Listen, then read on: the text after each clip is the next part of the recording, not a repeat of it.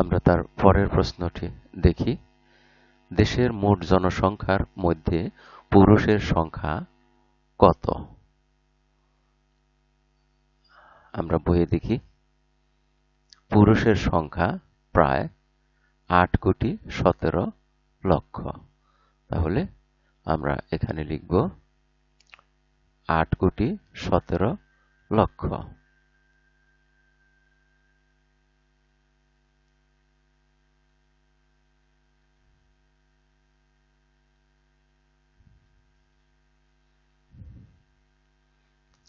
আট কোটি 17,00,000। এই হলো দেশে মোট পুরুষের সংখ্যা। তারপরে দেখো, যারা মাছ ধরেন তাদেরকে কি বলা হয়? যারা মাছ ধরেন তাদেরকে বলা হয় জেলে।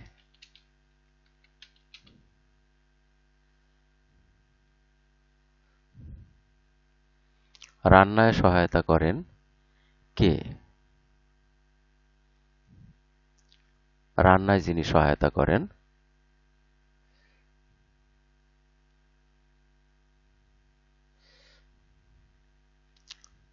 গৃহস্থলী কাজে যে সহায়তা করেন রান্নায়,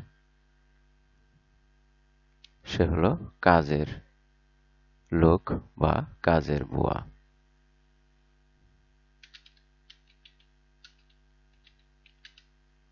আমরা তারপরে দেখি, সুতা দিয়ে তাঁতে কাপড় বোনেন কে? সুতা দিয়ে তাঁতে কাপড় বোনেন তাঁতি।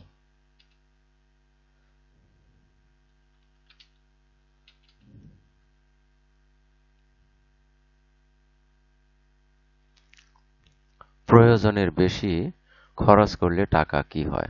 টাকা অপচয় হয়।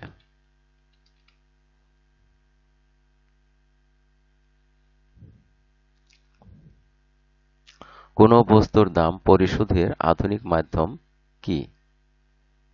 কোনো বস্তুর দাম পরিশোধের আধুনিক মাধ্যম হলো মোবাইল ব্যাংকিং।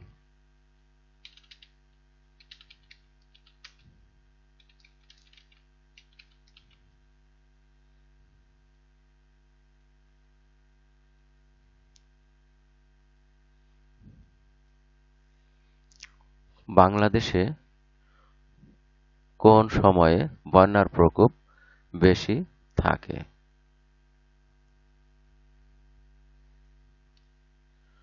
তাহলে আমরা এটা বইয়ের মধ্যে দেখে নেই যে কোন সময়ে বন্যার প্রকোপ বেশি থাকে। প্রাকৃতিক দুর্যোগগুলোর মধ্যে একটি হলো বন্যা, যে সময় বর্ষাকালে সাধারণত এই বন্যার প্রকোপটা বেশি থাকে।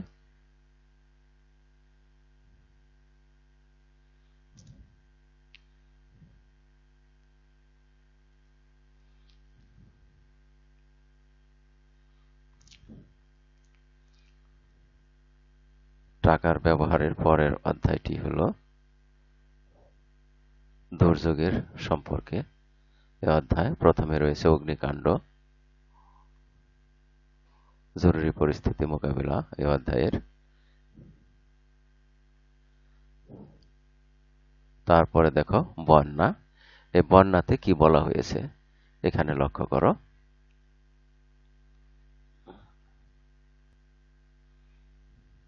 এখানে একটি কেস স্টাডি আছে,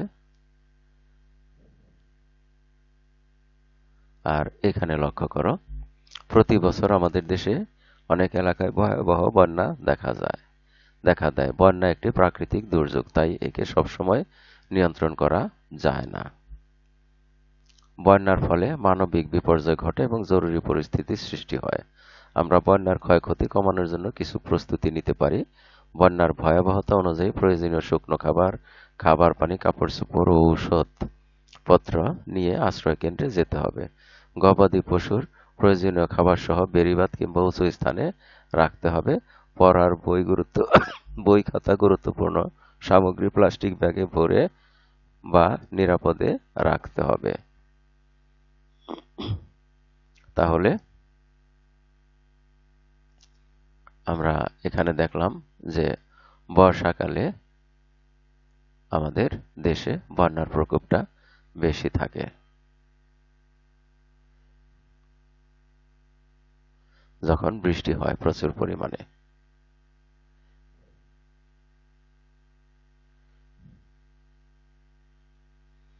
তাহলে আমরা এটা লিখব বর্ষাকালে।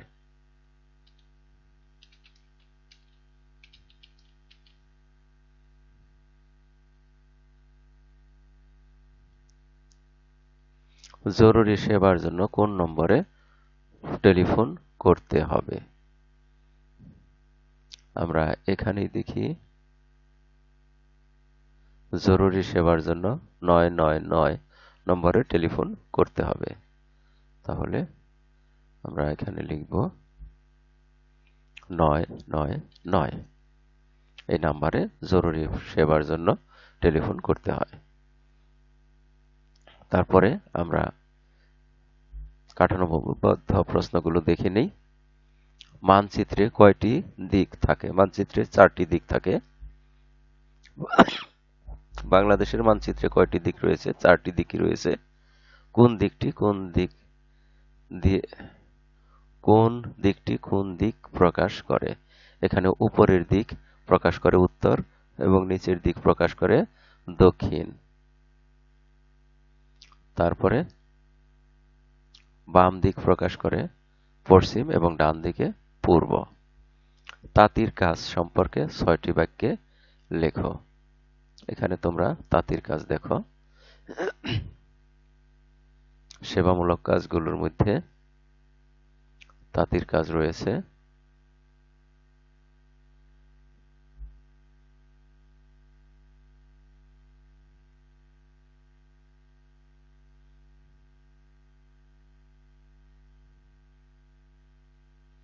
বিভিন্ন পেশার যে কাজগুলো আমরা পড়েছি সেখানে সেবামূলক কাজে উৎপাদনমূলক কাজে রয়েছে তাঁতি।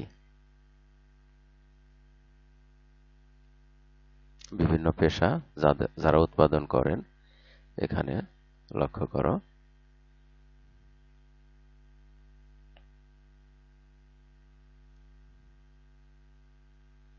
আর এখানে যারা তৈরি করেন তৈরি করার মধ্যে এই যে তাঁতি রয়েছে, তাহলে এই তাঁতিদের সম্পর্কে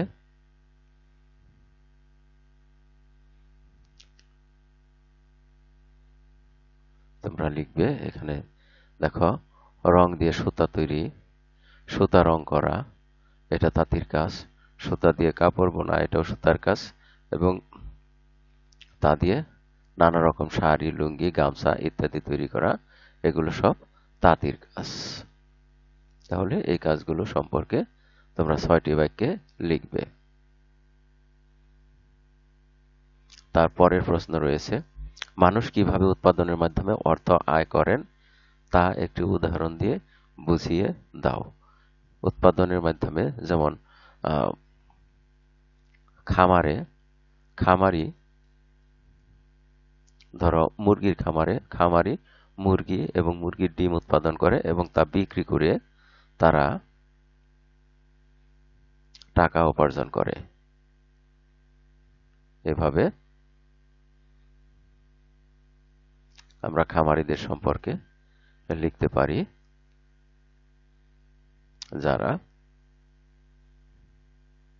উৎপাদন করছে।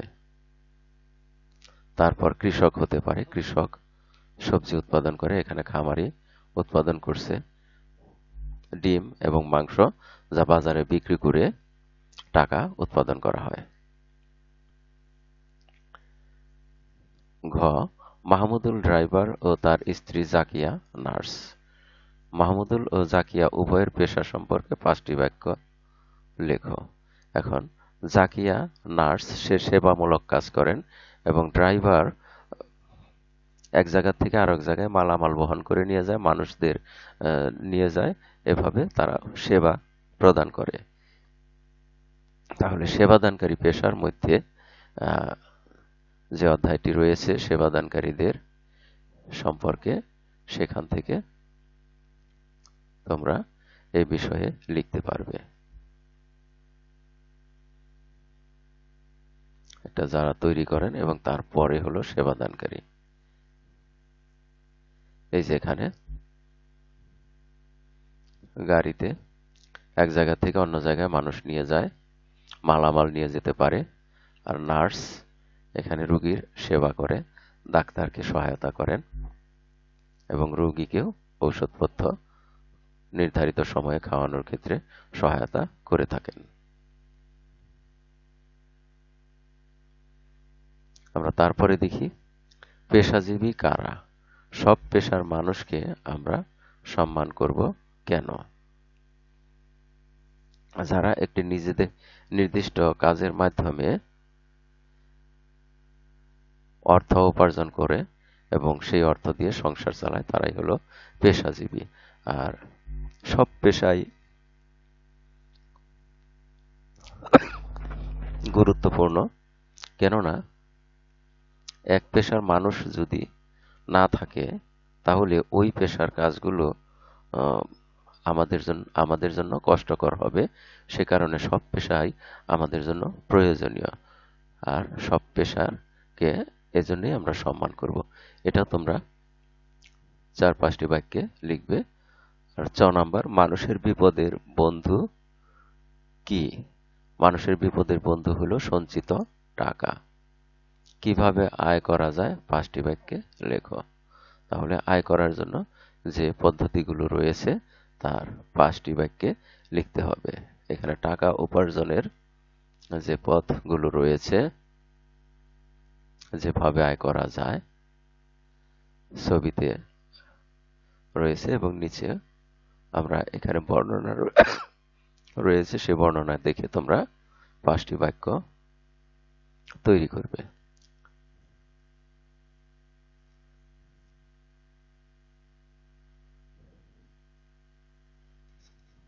এখানে আয় করার বিভিন্ন পথ দেখানো হয়েছে এবং এখানে বর্ণনা রয়েছে। তোমরা এভাবে